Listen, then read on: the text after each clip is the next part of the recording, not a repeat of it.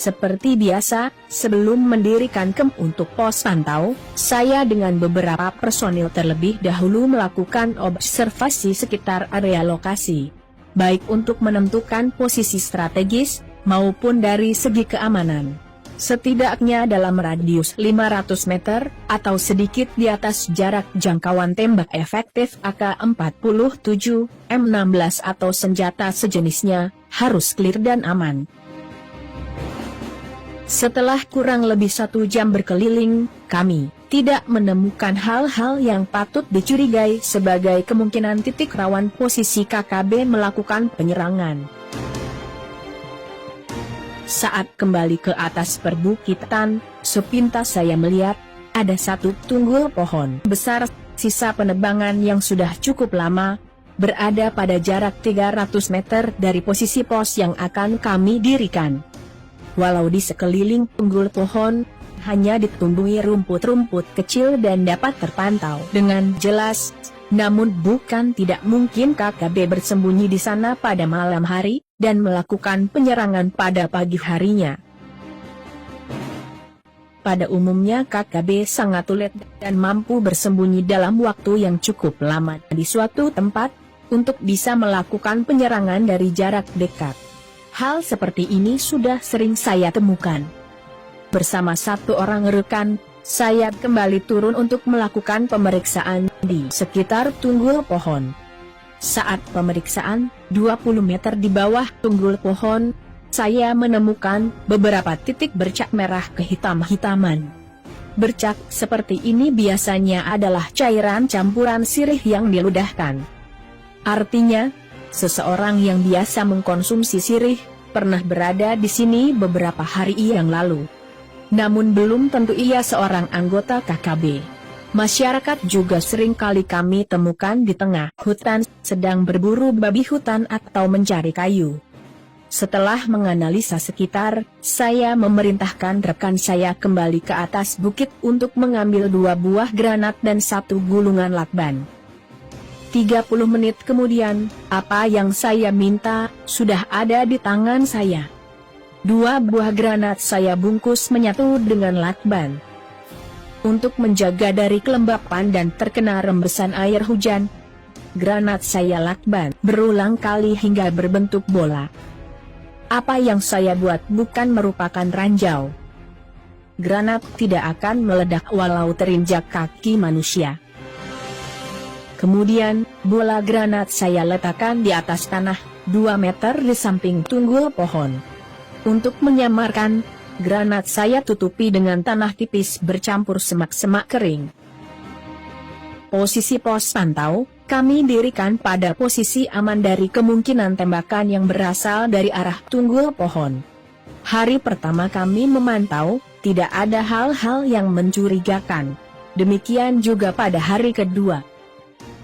Walau terlihat masih aman, sebelah timur, atau posisi tunggul pohon, tetap menjadi perhatian khusus saya. Hari ketiga, sekitar pukul 6:20, saya kembali mengarahkan teleskop senapan saya ke arah tunggul pohon. Tidak ada yang mencurigakan. Pukul 6:40, giliran saya untuk sarapan mie instan dan minum kopi panas seadanya. Baru saja mulai makan, tiba-tiba kami mendapat serangan tembakan dari arah barat pos pantau. Sambil berlari menuju senapan super berat SPR-2 saya mintakan rekan untuk tidak berlindung ke balik perbukitan sebelah timur. Posisi keberadaan KKB yang melakukan tembakan tidak dapat kami pastikan karena suara tembakan yang bergema dan berada di sekitar hutan lebat. Kami hanya melakukan tembakan secara acak sebagai tembakan balasan. Sambil membalas tembakan, otak saya bekerja menganalisa situasi. Jarak posisi kami dengan posisi arah datangnya tembakan kurang lebih 600 sampai 800 meter. Cukup jauh di luar jangkauan tembak senapan yang biasa dimiliki KKB.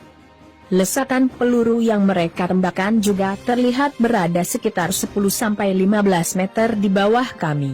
Itu pasti karena lintasan peluru yang sudah melengkung. KKB juga paham peluru senapan mereka tidak akan bisa menjangkau posisi kami dengan akurat. Hasil analisa otak saya mengatakan, ini adalah tembakan spekulasi, agar kami berlindung di balik perbukitan sebelah timur pos pantau. Serangan sesungguhnya akan datang dari arah timur, dari arah tunggul pohon. Saya berbalik arah ke timur untuk memantau tunggul pohon. Sementara rekan-rekan yang lain masih tetap melayani tembakan yang datang dari arah barat. Saya sedikit tersenyum. Apa yang saya duga benar-benar terjadi. Ternyata di balik tunggul pohon sudah terlihat bayangan kepala yang turun naik dan laras senapan yang samar-samar. Teleskop saya arahkan lagi ke sekitar tunggul pohon. Ada dua lagi bayang-bayang manusia yang tersamar di sekitar semak-semak.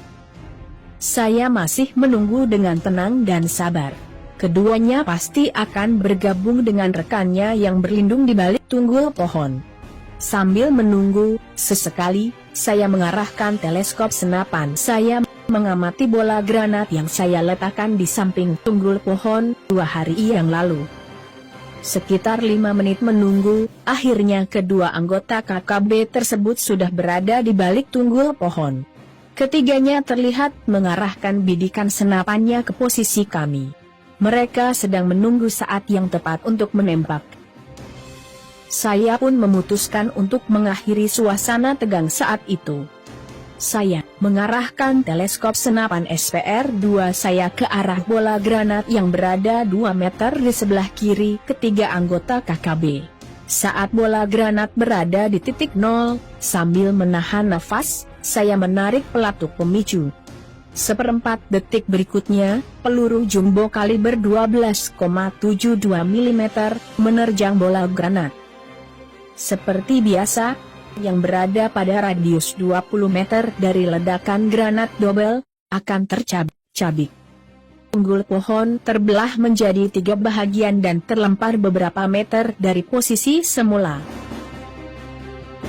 Pukul 10 WIT, kami bergeser dari lokasi.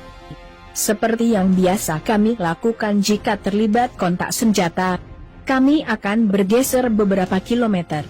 Ini kami lakukan untuk memberi kesempatan kepada pihak-pihak tertentu untuk membersihkan lokasi, baik bagi pihak KKB yang lain maupun bagi pihak keamanan yang berkompeten.